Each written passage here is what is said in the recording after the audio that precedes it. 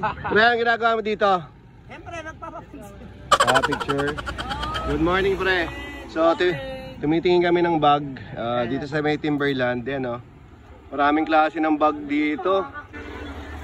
Mga belt bags. Ganda ng quality, oh, guys, oh. Tapos, ang pinakamaganda rito, meron silang mga bike packing bags. Ayan, oh, sa handlebar bag. Etong isa na to is yung medyo malaki is 450. So medyo merong maliit, this is 350. So kung kailangan nyo yan. Tapos may red. Tapos eto, maliit. Hindi ko lang alam kung magkano to, guys, ha. Boss, magkano to? 100. Oh, ito 100 to, guys. Ito maganda, yung lagayan ng water bottle, 250.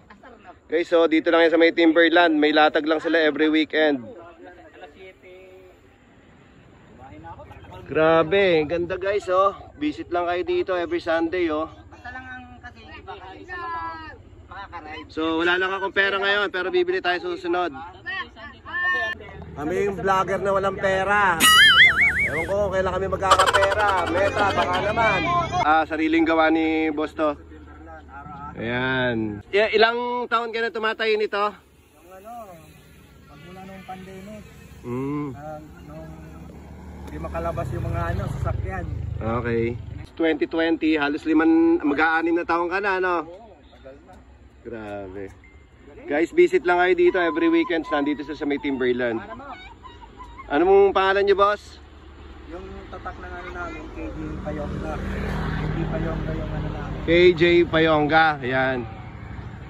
Meron din silang online, boss, sa meron silang Shopee, no? Shopee, TikTok, Lazada. Shopee, TikTok, Lazada. Okay, thank you. Grabe, ang ganda, oh, guys. Oh, itong isa na to, kung photographer ka or content creator na lagi may dalang camera, pwede ito sa mga lenses. Ito, mga katamtaman laki lang. Ito, tsaka ito. Ganda na ito, oh. Ito yung pinaka panalo sa sa handlebar bag. So kung may mahabang lens ka, pwede na yan. Tsaka bike packing na medyo malayo-layo yung biyahe. Ayos. Thank you, boss, ha. Thank you rin. Thank you.